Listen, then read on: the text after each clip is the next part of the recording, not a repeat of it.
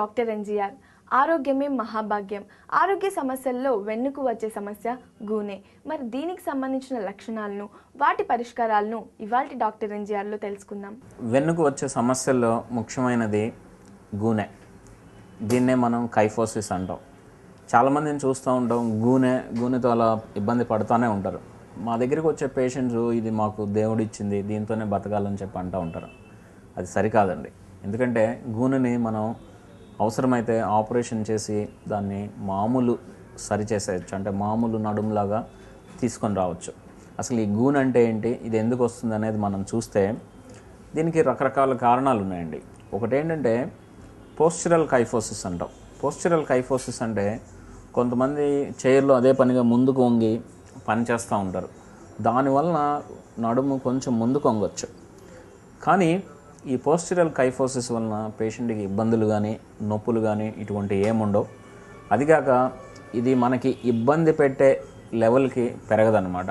అంటే ఏంటి, మామూలుగా ఏంటంటే ఈ గూనె పెరిగే కొంది ఈ ఊపిరితిత్తుల మీద ఒత్తిడి పడి వీళ్ళకి ఆక్సిజన్ సరిగా అందక దీనివల్ల ప్రాణాంతకమైన ఇబ్బందులు కూడా రావడానికి అవకాశం ఉంటుంది. కానీ ఈ పోస్చరల్ కైఫోసిస్లో అంటే మనకి కూర్చొని పని చేయడం వలన ఒకే పొజిషన్లో నడుము కొంచెం ముందుకు వంగటం వలన వీళ్ళకి నొప్పి ఉండదు. ఈ రెగ్యులర్గా కైఫోసిస్ వలన వచ్చే ఇబ్బందులు అంటే ఈ ఊపిరితిత్తులకు సంబంధించిన సమస్యలు కానీ ఇటువంటి ఏమీ రావు. సో ఇటువంటి పోస్చరల్ కైఫోసిస్కి మనం స్పెషల్గా చేయాల్సిన ట్రీట్మెంట్ కానీ అట్లా ఏమి ఉండదు. కానీ ఏంటంటే వీళ్ళకి ఏంటంటే కూర్చునే పద్ధతి, కరెక్ట్గా కూర్చోవడం ఇటువంటి వాళ్ళకి నేర్పించినట్లయితే ఈ పోస్చరల్ కైఫోసిస్ని మామూలుగానే ఈ కూర్చునే పద్ధతి, పనిచేసే పద్ధతి వాళ్ళకి మనం కరెక్ట్గా చేయగలిగితే మనం దాన్ని ఈజీగా సరిచేసేయచ్చు అనమాట. ఒక రెండో రకమైన కైఫోసిస్ గూనె ఏంటంటే షూర్మాన్స్ కైఫోసిస్ అంటాం. ఈ షూర్మాన్స్ కైఫోసిస్ అనేది ఏంటంటే ఇది చాలా ఇంపార్టెంట్ సమస్య అండి. ఈ ప్రాబ్లము పిల్లల్లో చాలా ఎక్కువగా వస్తూ ఉంటుంది. అందులోనూ 12 నుంచి 18 సంవత్సరాలు ఉన్న పిల్లల్లో ఎక్కువగా వస్తుంది. ఇది ఎందుకు వస్తుంది ఈ షూర్మాన్స్ కైఫోసిస్ అనేది మనకి కరెక్ట్గా తెలియదు. కానీ దీనివల్ల పేషెంట్స్కి నొప్పి రావడం, ఈ నొప్పి ఒక్కొక్కసారి తీవ్రమైన నొప్పి కూడా రావడానికి అవకాశం ఉంటుంది.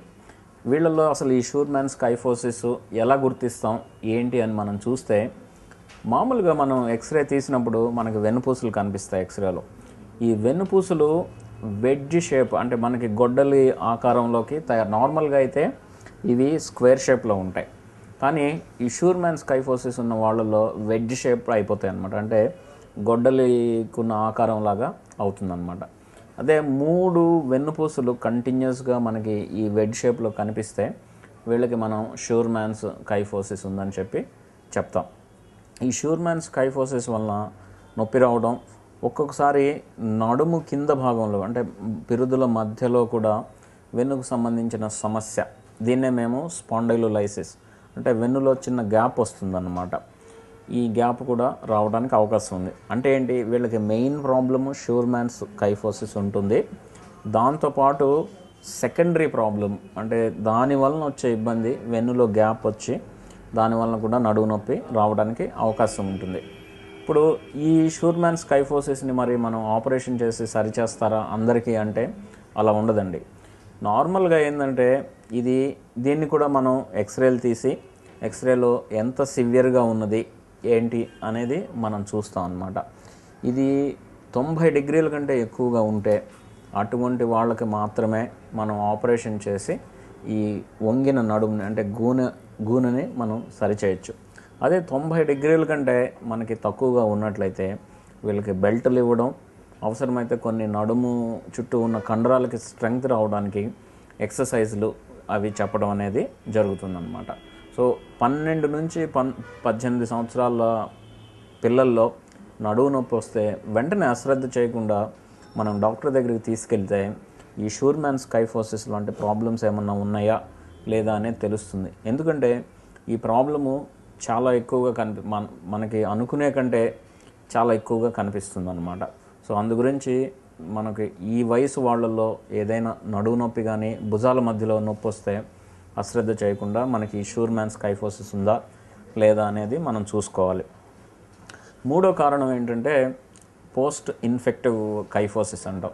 ఇప్పుడు లోపల ఏదైనా ఇన్ఫెక్షన్ వచ్చి కామన్గా ఏంటంటే ఈ వెన్నుకి టీబీ జబ్బు వచ్చి ఈ వెన్నుపూసలు దెబ్బతినడం, ఆ వెన్నుపూసలు దెబ్బతినడం వల్ల గూనె రావడానికి అవకాశం ఉంటుంది. ఈ పోస్ట్ ఇన్ఫెక్టివ్ కైఫోసిస్ అంటే ఈ ఇన్ఫెక్షన్ వచ్చిన తర్వాత వచ్చే గూనికి రెగ్యులర్గా వచ్చే గూనికి చాలా తేడాలు ఉన్నాయండి. అదేంటంటే ఈ గూనెని మేము యాంగ్యులర్ కైఫోసిస్ అంటాం. యాంగ్యులర్ కైఫోసిస్ అంటే ఒకే చోట బాగా ఎక్కువగా బెండ్ అయిపోవడాన్ని మనం యాంగ్యులర్ కైఫోసిస్ అంటాం. దీనివల్ల ఏమవుతుందంటే వెన్ను నరం మీద అంటే స్పైనల్ కార్డ్ మీద ఒత్తిడి పడి మనకి కాళ్ళల్లో వీక్నెస్ రావడం, ఒక్కొక్కసారి నడక తేడా రావడం, యూరిన్ మీద మోషన్ మీద కంట్రోల్ తప్పడానికి అవకాశం ఉంటుంది. అందుగురించే ఈ పోస్ట్ ఇన్ఫెక్టివ్ కైఫోసిస్ ఏదైనా ఇన్ఫెక్షన్ వచ్చే గూనెని మనం తప్పనిసరిగా ఆపరేషన్ చేసి సరిచేయాల్సిన అవసరం ఉంటుంది. చాలామంది అనుకుంటూ ఉంటారు ఈ ఆపరేషను చాలా ఇబ్బందికరం, ఈ ఆపరేషన్ చేస్తే ఈ కాళ్ళు చేతులు చచ్చిపడిపోతాయి అని చెప్పి చాలామంది అనుకుంటూ ఉంటారు. యాక్చువల్గా ఈ గూనె వలన వాళ్ళకి కాళ్ళల్లో వీక్నెస్ వస్తుంది. ఈ గూనెని మనం సరిచేసినట్లయితే ఈ కాళ్ళల్లో ఉన్న వీక్నెస్ తగ్గిపోయి వాళ్ళకి నార్మల్ స్ట్రెంగ్త్ రావడానికి అవకాశం ఉంటుందన్నమాట. సో అందుగురించే మనం ఈ యాంగ్యులర్ కైఫోసిస్ని అశ్రద్ధ చేయకుండా వెంటనే మనం ఆపరేషన్ చేయడం అనేది జరుగుతుంది. కైపోసిస్ వెన్నుకు వచ్చే సమస్య, మరి దీని గురించి మరిన్ని విషయాలను తెలుసుకుందాం. ఇంకోటి 4వ రకం ఇంపార్టెంట్ రకం ఏంటంటే మేము సాజిటల్ ఇంబ్యాలెన్స్ అంటాం. సాజిటల్ ఇంబ్యాలెన్స్ అంటే ఈ ప్రాబ్లము వయసు పైబడిన వాళ్ళలో 55-60 సంవత్సరాలు దాటిన వాళ్ళలో కనిపిస్తూ ఉంటుంది. ఈ సాజిటల్ ఇంబ్యాలెన్స్ అంటే అసలు బ్యాలెన్స్ అంటే ఏంటి, అసలు ఈ సాజిటల్ ఇంబ్యాలెన్స్ అంటే ఏంటి అనేది చూస్తే ఇప్పుడు వెన్నుకి కొన్ని పనులు ఉన్నాయండి. ఇప్పుడు మామూలు అందులో ఇంపార్టెంట్ పని ఏంటంటే మన బాడీ బ్యాలెన్స్ని మెయింటైన్ చేయడం. అసలు ఈ బాడీ బ్యాలెన్స్ అంటే ఏంటంటే మన హెడ్, మన తల మన పెల్విస్కి మధ్యలో ఉండాలి, అంటే మన తొంటి భాగం మధ్యలో ఉండాలి. దానికి ఈ స్పైన్ అంటే మన వెన్ను కరెక్ట్ షేప్లో ఉంటే అప్పుడే మన తల ఈ వెన్ను మధ్యలో ఉంటుంది. ఏదైనా కారణం వల్ల ఈ తల అటు ఇటు అంటే ఈ తల భాగం వెన్నుకి పెల్విస్ భాగానికి అటు ఇటు ఉంటే దాన్నే మనం ఇంబ్యాలెన్స్ అంటాం. ఈ సాజిటల్ ఇంబ్యాలెన్స్ అంటే ఈ తల పెల్విస్ భాగంతో పోలిస్తే ముందుకు వచ్చేస్తూ ఉంటుంది, అంటే వాళ్ళు ఇలా ముందుకు వంగిపోతూ ఉంటారు అనమాట. డీజనరేటివ్ ప్రాబ్లమ్స్ అంటే డీజనరేటివ్ అంటే మనకి వయసు పెరిగే కొద్దీ శరీరంలో కొన్ని రకాల మార్పులు వస్తాయి. అదేవిధంగా మనకి వెన్నులో కూడా కొన్ని రకాల మార్పులు వస్తాయి అన్నమాట వయసుతో పాటు. ఎక్కువగా ఏంటంటే ఈ డిస్క్లు అరిగిపోవడం, ఈ వెన్ను పూసల మధ్యలో ఉండే చిన్న చిన్న జాయింట్స్, ఈ ఫ్యాసెట్ జాయింట్స్ అరిగిపోవడం వల్ల వెన్ను నార్మల్ షేప్ పోయి వాళ్ళు ముందుకు మెల్లిగా వంగిపోవడం జరుగుతూ ఉంటుంది. దీనివల్ల ఏమవుతుందంటే వాళ్ళకి విపరీతమైన నడువు నొప్పి రావడం, ఈ బటక్స్ దగ్గర పిరుదల దగ్గర నొప్పి రావడం, తొడ వెనుక భాగంలో నొప్పి రావడం అనేది జరుగుతుంది. వీళ్ళకి ఏంటంటే టిపికల్ కంప్లైంట్స్ ఎట్లా ఉంటాయంటే అండి, రెస్ట్గా పడుకొని ఉన్నప్పుడు వాళ్ళకి నొప్పులు ఏమి ఉండవు. వాళ్ళు లేచి నుంచొని నడవడం మొదలుపెట్టిన తర్వాత వీళ్ళకి బటక్ పెయిన్స్, ఈ నడువు నొప్పులు ఇట్లాంటివి రావడం అనేది జరుగుతూ ఉంటుంది. ఒక్కొక్కసారి ఈ పరిస్థితి ఎంత సివియర్గా అవుతుందంటే వాళ్ళు కంప్లీట్గా బెడ్లోనే పడుకుంటారు. వాళ్ళు బాత్రూమ్కి కూడా వెళ్ళలేని పరిస్థితి, అంటే బాత్రూమ్కి వెళ్తే విపరీతమైన నొప్పి రావడం, వెంటనే బాత్రూమ్కి వెళ్ళలేని పరిస్థితి కూడా వస్తుంది. దీన్ని మనం ఐడెంటిఫై చేయాలి. ఐడెంటిఫై చేసి వాళ్ళకి సరైన బ్యాలెన్స్ ఇవ్వగలిగినట్లయితే వాళ్ళకి నొప్పులు కంప్లీట్గా తగ్గిపోయి వాళ్ళ నార్మల్ స్టేజ్కి వాళ్ళ పనులు వాళ్ళు నార్మల్గా చేసుకోగలుగుతారు. అసలు ఈ బ్యాలెన్స్ని ఇంబ్యాలెన్స్ని ఎలా ఐడెంటిఫై చేయాలి అని మనం చూస్తే, ఇప్పుడు నార్మల్గా ఎక్స్రేస్ తీస్తూ ఉంటాం. ఇప్పుడు నడుము నొప్పి వస్తే నడుముకి రెగ్యులర్గా ఎక్స్రేస్ తీస్తూ ఉంటాం. కానీ ఈ ఇంబ్యాలెన్స్ ఉందా లేదా మనం కనుక్కోవాలంటే మనకి ఫుల్ లెంగ్త్ ఎక్స్రేస్ అంటాం. ఫుల్ లెంగ్త్ ఎక్స్రేస్ అంటే నడుము మొత్తం మనం ఒకే ఎక్స్రేలో వచ్చేటట్టు చూసుకోవాలి. దాంతోపాటు మనకి స్కల్ భాగం అంటే మన కపాలంలో కింద భాగం, ఈ తొంటి దగ్గర భాగం కూడా ఎక్స్రేలో వచ్చేటట్లు చూసుకోవాలన్నమాట. ఈ ఫుల్ లెంగ్త్ ఎక్స్రేస్ తీయకపోతే మనకి స్పైన్ బ్యాలెన్స్ దెబ్బతిన్నదా లేదా అనే విషయం మనకి తెలియదు అనమాట. సో ఫుల్ లెంగ్త్ ఎక్స్రేస్ తీసి ఈ ఫుల్ లెంగ్త్ ఎక్స్రేస్లో మేము కొన్ని లైన్స్ గీస్తామండి. ఈ లైన్స్ ఏంటంటే ఇప్పుడు సర్వైకల్ స్పైన్ అంటాం, అంటే మెడని మనం సర్వైకల్ స్పైన్ అంటాము. ఈ మెడలో మనకి 7 వెన్నుపూసలు ఉంటాయి. అది పైనుంచి కింద వరకు 1, 2, 3, 4, 5, 6, 7. ఈ 7వ వెన్నుపూస, మెడలో 7వ వెన్నుపూస నుంచి అంటే C7 వెన్నుపూస నుంచి మనం డైరెక్ట్గా ఒక కిందకి ఒక లైన్ గీసినట్లయితే వర్టికల్గా, నార్మల్గా అది ఏంటంటే సాక్రమ్ అని ఉంటుంది. మనకి లాస్ట్ మనకి కింద భాగంలో, నడుము కింద భాగంలో ఉండే భాగాన్ని మనం సాక్రమ్ అంటాం. ఈ సాక్రమ్ మధ్యలో నుంచి ఆ లైన్ వెళ్తుంది. అంటే ఏంటి, ఫుల్ లెంగ్త్ ఎక్స్రే తీసి ఫుల్ లెంగ్త్ ఎక్స్రేలో మనకి మెడలో ఉన్న C7 ఎముక నుంచి డైరెక్ట్గా మనం గీత గీసినట్లయితే ఆ గీత సాక్రమ్ మధ్య భాగంలో నుంచి వెళ్తుంది. కానీ ఈ ఇంబ్యాలెన్స్ ఉన్న వాళ్ళల్లో, అంటే ఈ వెన్ను బ్యాలెన్స్ తప్పిన వాళ్ళల్లో ఈ లైన్ సాక్రమ్ మీదుగా వెళ్లకుండా చాలా ముందుకి, అంటే వాళ్ళు ఇలా ముందుకు వంగిపోతూ ఉంటారు కాబట్టి ఈ లైన్ చాలా వరకు ముందుకి వెళ్ళిపోతుంది. దీన్ని మనం మెడికల్ ట్రీట్మెంట్ ద్వారా సరిచేయడం కుదరదండి. అంటే ఇప్పుడు మేము ఏదైనా టాబ్లెట్స్ కానీ ఏదైనా ఫిజియోథెరపీ ఇస్తే టెంపరీగా అవి పని చేసినంత వరకు వాళ్ళకి నొప్పి తగ్గచ్చు. కానీ ఈ ఇంబ్యాలెన్స్, ఒకసారి బ్యాలెన్స్ దెబ్బతిన్నది, మనం ఈ టాబ్లెట్స్ ద్వారా మనం నార్మల్కి రీస్టోర్ చేయడానికి కుదరదు. సో ఇటువంటి వాళ్ళల్లో నడుముకి ఆపరేషన్ చేసి ముందుకు వంగిపోయిన నడుముని మనం వెనక్కి తీసుకొస్తాం. ఇది కూడా ఎలా చేస్తామంటే ప్లానింగ్ అనేది, ఆపరేషన్ ప్లానింగ్, దీనికి రకరకాల ఆపరేషన్స్ ఉన్నాయండి. కానీ ఈ ప్లానింగ్ ఎట్లా చేస్తామంటే, నేను ఈ లైన్ చెప్పాను కదండి, C7 అనే లైన్ నుంచి డైరెక్ట్గా కిందకి గీసినప్పుడు కరెక్ట్గా అది ఈ సాక్రమ్ అనే బోన్ నుంచి వెళ్ళేటట్లు చూసుకొని కరెక్ట్గా ఆ విధంగా ప్లాన్ చేసి ఆపరేషన్ చేయడం అనేది జరుగుతుంది. ఇది ఇంకొకటి ఏంటంటే, ఈ ఆపరేషన్స్, ఈ సాజిటల్ ఇంబ్యాలెన్స్ ఏంటంటే 60 సంవత్సరాలు 55 సంవత్సరాలు ఉన్న వాళ్ళల్లో వస్తాయి. వీళ్ళల్లో ఆపరేషన్ చేయడం అనేది చాలా క్లిష్టం.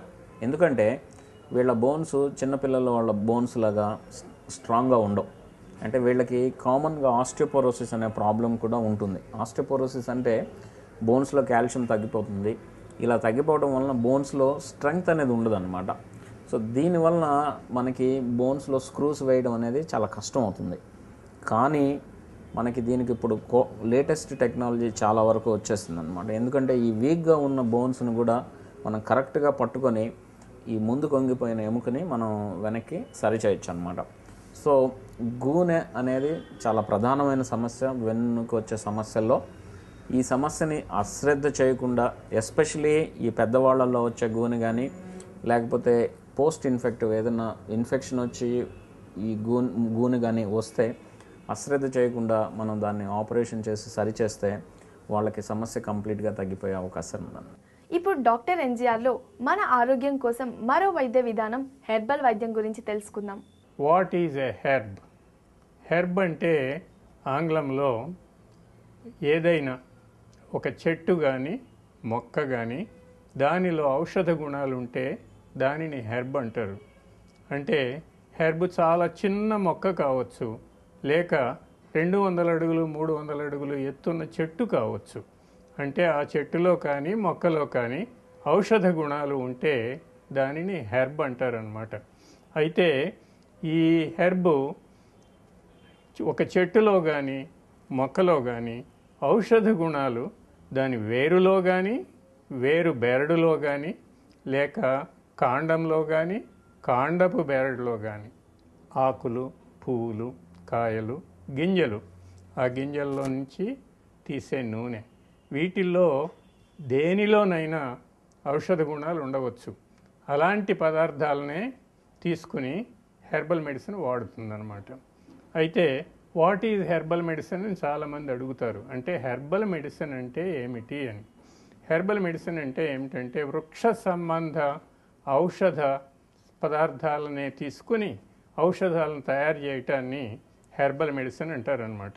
హెర్బల్ మెడిసిన్ ఏ రకంగా మిగతా వైద్య విధానాల కన్నా డిఫర్ అవుతుంది అంటే వేరవుతుంది, దాని ప్రత్యేకత ఏమిటి అని ఎవరైనా ప్రశ్నించితే దానికి జవాబు ఏమిటంటే హెర్బల్ మెడిసిన్ కేవలము ఔషధ గుణాలు కలిగిన మొక్కల నుండి తీసిన ఔషధాలనే ఔషధాలుగా వాడుతుంది ఏ వ్యాధికైనా. దానిలో మెటల్స్ కానీ, అంటే లోహాలు కానీ, లేక భస్మాలు కానీ, ఆమ్లాలు కానీ, క్షారాలు కానీ, లేక విషపూరిత పదార్థాలు కానీ, జంతు పదార్థాలు కానీ, ఇలాంటివి ఏమీ వాడకుండా కేవలము వృక్ష సంబంధమైన పదార్థాలను వాడటంతోనే హెర్బల్ మెడిసిన్ తయారవుతుందన్నమాట. How herbal medicine is different from Ayurveda అనేదానికి అది జవాబు. అయితే ఆ సిస్టమ్స్ కన్నా ఇది ఎలా వేరుగా ఉంటుందంటే హెర్బల్ మెడిసిన్ ఎప్పుడు ఏ ఔషధంలోనూ 7-8 హెర్బ్స్ కన్నా ఎక్కువ వాడదు. అలా కాకుండా ఆయుర్వేదంలో ఉదాహరణకి 20 నుండి 40 పదార్థాల వరకు ఒకే ఔషధంలో మిశ్రమము అయ్యి ఉండవచ్చు అన్నమాట. అట్లాగే హోమియోలో ఒక వృక్ష సంబంధం కానీ, జంతు పదార్థం కానీ, ఖనిజ సంబంధం పదార్థం కానీ అయిన ఔషధ పదార్థాలను తీసుకుని దాని ఔషధ గుణాన్ని ఎంత తగ్గించి వాడితే అది అంత ప్రభావవంతంగా పనిచేస్తుందని దాని మూల సూత్రం అన్నమాట. హెర్బల్ మెడిసిన్లో అలా కాకుండా హెర్బ్ తోటి డికాక్షన్ చేయటం కానీ, లేకపోతే ఆయిల్ చేయటం కానీ, పొడి చేసి క్యాప్సూల్ చేయటం కానీ, లేకపోతే ఆయింట్మెంట్ చేయటం కానీ అలా తయారవుతాయి అన్నమాట. వీటిని తేలిగ్గా తీసుకోవచ్చు. దీనివల్ల ఎలాంటి వాడుక సంబంధ దుష్ఫలితాలు ఉండవు. చాలామంది అడుగుతారు హెర్బల్ మెడిసిన్ ఎంత ప్రాచీనమైంది అని. హెర్బల్ మెడిసిన్ చాలా ప్రాచీనమైంది. ఎంత ప్రాచీనమైందంటే మానవ నాగరికత ప్రారంభానికి ముందే, అంటే పాత రాతి యుగంలోనే, అంటే మనిషి దశ ప్రారంభమైనప్పటి నుంచి, సృష్టి ప్రారంభమైనప్పటి నుంచి హెర్బల్ మెడిసిన్ మానవుడు వాడుతున్నాడు అనమాట. దానికి దృష్టాంతరాలు ఉన్నాయి, ఎవిడెన్స్ ఉంది. ఆ తరువాత మనిషి హెర్బల్ మెడిసిన్ గురించి ఎట్లా నేర్చుకున్నాడు, ఎట్లా తెలుసుకున్నాడు, ఏ వృక్ష సంబంధ పదార్థంలో ఏ ఔషధ గుణం ఉందో మనకు ఎలా తెలిసింది అంటే, సాధారణంగా అందరూ అంగీకరించే అభిప్రాయం ఏమిటంటే జంతువులు అవి వ్యాధులకు గురి అయినప్పుడు కొన్ని వృక్ష సంబంధ పదార్థాలను ప్రత్యేకంగా తినటము, లేక ఉపవాసం ఉండటము, లేక ఎండలో పడుకోవటము, ఇలాంటి పనులు చేస్తాయి. ఇలాంటి పనులను చూసి మనిషి కూడా వృక్ష సంబంధమైన పదార్థాల్లో ఔషధ గుణాలు ఉన్నాయని తెలుసుకున్నాడని అందరి అభిప్రాయము. ఆ తర్వాత అలా తెలుసుకున్న తర్వాత మిగతా వృక్ష సంబంధమైన పదార్థాల్లో ఎలాంటి ఔషధ గుణాలు ఉన్నాయో, అవి మానవుడికి ఎలా ఉపయోగపడతాయో తెలుసుకున్నారు. అయితే ఒకటి, ఇదివరకు మనకి ఇలాంటి కెమిస్ట్రీ కానీ, ఎనాటమీ కానీ, ఫిజియాలజీ కానీ, ప్యాథాలజీ కానీ ఇలాంటి శాస్త్రాలు ఏమీ లేవు 2000-3000 సంవత్సరాల నాడు. అయినా అప్పటి ఋషులు, అప్పటి వైద్యులు ఎంతో శ్రమపడి వేల కొలది మొక్కలలో ఎలాంటి ఔషధ గుణాలు ఉన్నాయో తెలిసి గ్రంథాలు రాశారు. అలాంటి గ్రంథాల్లో మన చరకుడు రాసినది, ఆ తర్వాత సుశ్రుతుడు రాసినది, వాగ్భటుడు రాసినది కూడా ఉన్నాయి. ఇలాంటి వాళ్ళు రాసిన గ్రంథాలు అవి రాయబడినప్పుడు ఇప్పుడు ఉన్న రసాయన శాస్త్రం కానీ, ఎనాటమీ కానీ ఇలాంటివి ఏమీ లేవు. లేకపోయినా సరే వాళ్ళ గ్రంథాలు తరచి చూసి వాటి మీద పరిశోధనలు చేస్తే వాళ్ళు చెప్పిన ఔషధ గుణాలు అలాంటి వృక్ష సంబంధ పదార్థాల్లో ఉన్నాయని ఇప్పుడు మనకి రూఢి అవుతుందన్నమాట. అది అత్యంత ఆశ్చర్యకరమైన విషయం. చూశారు కదా, ఇది ఇవాల్టి డాక్టర్ ఎన్జీఆర్. మరో ఎపిసోడ్లో మళ్ళీ కలుద్దాం. అంతవరకు సెలవు.